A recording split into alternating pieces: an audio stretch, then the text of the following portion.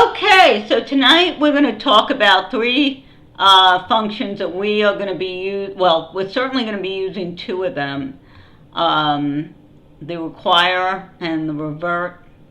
And then there's also the assert. Now, I looked at one article and I didn't answer all my questions, so I found this other one, which I think is a little better. It's by a Steve McKay. Yeah, hopefully I pronounced it right.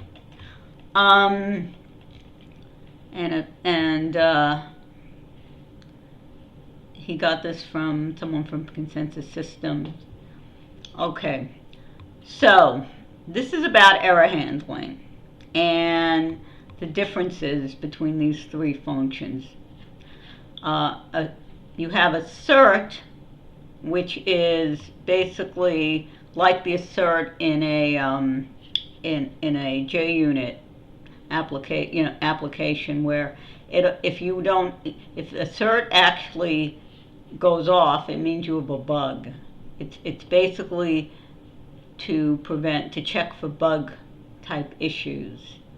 Require and revert are actually they call them guard functions. They basically prevent things to be executed when you don't want them to in a safe manner. So, excuse me, let me show you here. So here are three calls that do exactly the same thing. So what is the difference?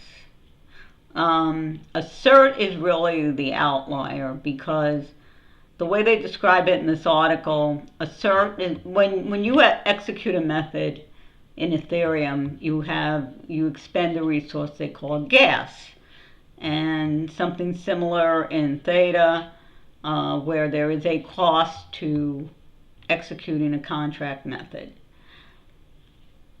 With assert, if assert is reached, if it fails, it does not refund the gas. So the person making the call loses all the gas that they were going to use to do that method. Require and what require does is it called out the error and it then does return the gas. So revert is it's the newer one. It will allow you to return a value, and it like require, it will refund any remaining gas to the caller. So it will allow you to return something that is meaningful to the user. And require is the older pattern. Let me see something, because what we do need to understand is require. So I guess this is the machine code that will cause the error condition.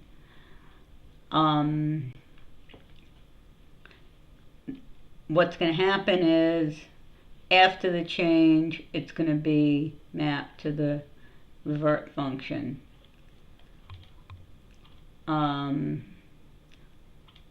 So they all are going to use this. Require and revert will both use this 0xFD.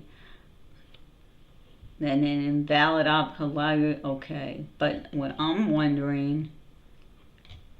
Okay, so now they talk about require it basically allows you to check for valid conditions. And to return value, okay. The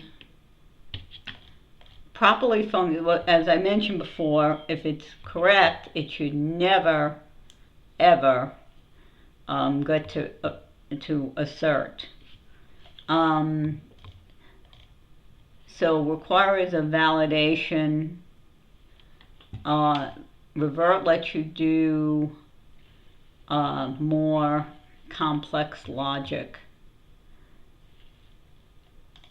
So require is for more simple things like, do you have enough balance? Is it the right person, which is the way we're going to probably be using it. And if there is something, if you have complexness, if then logically you may make sense to use revert. So anyway, hopefully this has given you some good information here. I would recommend this article and the other one here. They actually have a code example. Let's see. They use them. So essentially, these are pretty much equivalent. Let's see if it says. Let's see. Checks. Require analyzes. And revert allows for error strings. So hopefully this has been helpful to you. If it has, please give a like. Please subscribe. Please ring the bell to get notified of future videos. And then tell a friend who might be interested in this as well. So take care, and I will speak to you tomorrow.